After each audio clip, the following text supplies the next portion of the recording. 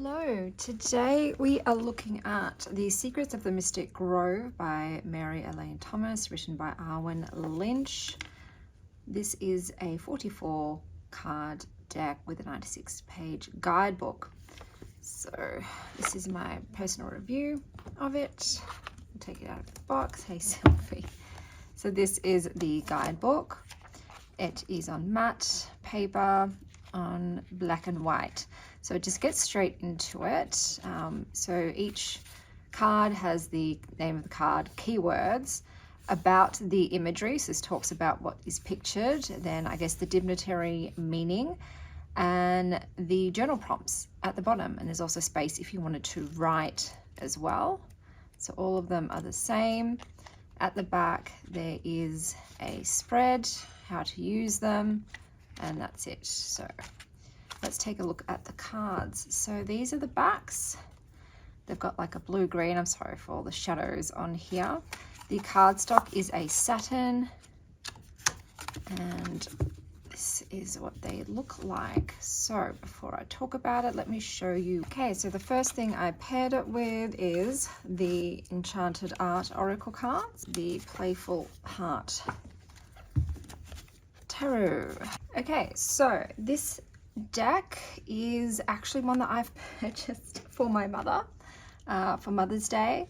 I just wanted some sort of like flowery, sweet deck filled with some animals, especially owls, because that is her totem animal.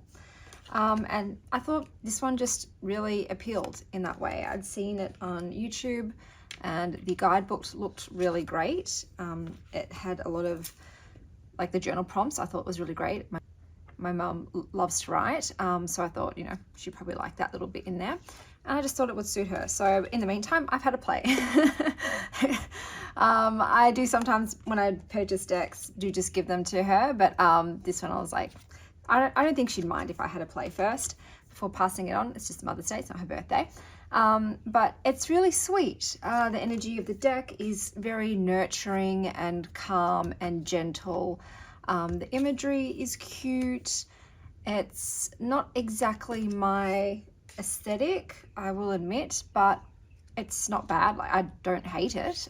It's very, like I said, it's very sweet and tender. The cards are very similar in that they depict a woman with animals surrounded by nature. So I'm not sure if there's a reason for the different colors at the bottom. I don't think there is. Nothing I could see in the book anyway pertains to why they've got different colors down the bottom. The keywords are great, as well as the supportive keywords. I thought they were pretty standard though, like nothing really out of the ordinary that I was like, oh wow, that's different. But yeah, it's got like a real story tale-esqueness to it. It reminds me of books like Rudyard Kipling's The Jungle Book, The Secret Garden, like things from your childhood. It has that sort of vibe to it. But yeah, how these all read together really well. It was very sweet. It was very calming, and all these words I've already said, gentle and loving and self-reflective, because of the journal prompts. I did love those in particular. I thought they were fantastic, and I did enjoy my time with it. But it's not one that I would probably like really love, to be honest. It's one I could probably give away and then not really think about. You know what I mean? Like doesn't really stick out in my mind per se. But I enjoyed this week that I had with it. It was a bit of fun. And I loved the pairings. It was a nice way to start my day. It's like starting a day with a warm cup of tea. So that's the sort of energy that I get from this deck. This one came up a lot for me. So it's, you know, this was probably my stalker card in this particular deck. And I know why. So I'll read from the book so you can see what it is like, how it is written. So we have adventure with experience, taking risks, and wish, paired with believe in yourself and the lovers. And oh, I thought these went well visually too. Very bright, colorful, like I said, like a children's storybook. Two children are taking the ride of a lifetime. They are leaving their dreary, mundane world behind them as the tiger leaps over the waves. Those waves are the fears we teach ourselves. They represent I can't, I shouldn't, and I'll get in trouble if I do. They are all the ways we limit our yearning, our longing, our need for adventure. The children are ourselves. The tiger is the desire to do something that no one thinks we can or should do. By riding that wild wish, these children are off on an extraordinary journey. Now is the time to release your own inner tiger of speculation. Open up that old journal where you wrote down all those crazy things you would do if. If is here, and it's time to start taking risks. Don't hold back. Don't let your own fears drown out your sense of adventure. You are being given the gift of a flying leap. Take it and see where you go. Adventure isn't just about mountains in Tibet. It can be saying yes to trying something new. You can take small leaps as long as you keep taking them. Don't judge your level of grand adventure against someone else. Do what feels right, but do it now. Journal prompts. What is something I wanted to do or see when I was younger? How can I be more adventurous right now? Where would I go if I could go anywhere? So like I said, I think it is well written, and it has that story aspect in it too. So there's lots of things I think you could do with the deck creatively as well. It's got a creative energy to it. It could be a path working deck as well. It could be very inspirational to some people. Like I said, I did enjoy my time with it. It's just not one that I would be like, oh, this is phenomenal, but it is gorgeous. If I was starting out my collection, I had this deck, I'd be like, oh, wonderful. It's just because I've got so many that I'm like, yeah, it's lovely, but it's not a forever deck for me. But I did enjoy my time with it. What I will do is I will now do one of the spreads so you can see what that particular spread was like.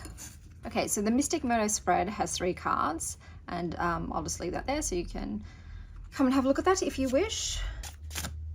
So card 1, what is the primary thing that I need to be aware of now? And I've gotten serenity, compassion, acceptance, and contentment. Card 2 is what changes do I need to make? And I've gotten contemplation, which is reflection, rumination, and musings. And card 3 is what is the best possible outcome? So the best possible outcome is acknowledgement, seeing, knowing, and acceptance. So for instance, what is the primary thing I need to be aware of now? So I can look at the keywords, I can read the guidebook here, I can look at things like what brings me comfort, how do I show myself compassion, and what things do I need to accept with serenity? So right now it would be about giving myself comfort and doing things that nourish myself and being compassionate with myself. And then the next question, what changes do you need to make? Once again, I could look through this, or I can look at the prompts and saying, where is my best place for quiet contemplation? So perhaps that could be making a sacred space for myself in my home, making sure I have a place of respite and solace. They also said, what would you do if you could trade places with someone? So I guess this is about thinking, to be honest, I'm getting the idea of like, what is my life right now? And what would I like it to be? What would my dreams life look like? How would my environment look? What would my daily routine look like? And really visualize what I think would be my ideal life, and perhaps, then take the steps to get there. And then it is the last question is, what is the best possible outcome of doing this? So creating comfort and a sacred space for myself and giving myself compassion, visualizing my dream life and what that entails and how it actually is and feels. And then the outcome is the acknowledgement about being seen. So being my most authentic self and understanding my own power, and no longer hiding aspects of myself or hiding myself from others, being the most real me that I could be. So this will lead me to becoming my most authentic self. So that was that spread. So I thought I'd show my favorite cards. A lot of the cards do have a very similar look in this deck. I will say there's some that almost clones to each other. But my favorite ones, here we have release with letting go, freedom, and healing. Here is the key, mystery, moving forward, knowledge. Here is ask with launch, soar, and request. Then you've got Solitude, Rest, Ponder, Quiet, Sanctuary, number 11. This is probably my most favorite. Then we've got Seeking Knowledge, Wisdom, Searching, Learning, and Look Ahead, Visionary, Planning, Preparation. I will say there really isn't much diversity in the deck now that I've like looked through it. All the women are very similar in how they look. There's some that I don't know if they're meant to be different ethnicity, but that doesn't really come across, to be honest with you. So I guess that would be the main quibble of mine, is that it's a little too homogenous, both in the cards actually looking really similar to each other, and also the women just being pretty much clone babies of each other. So yeah, I think that would be maybe something that some people don't like. Like I said, owls do feature heavily, as well as wildcats. They seem to be the most, and birds. So birds, butterflies, and wildcats seem to be the animals that are featured the most. But this was The Secrets of the Mystic Grove by Arwen Lynch and Mary Alayne Thomas. I hope that wherever you are, you're having a mystical morning, afternoon, or evening. And as always, stay wild, star child.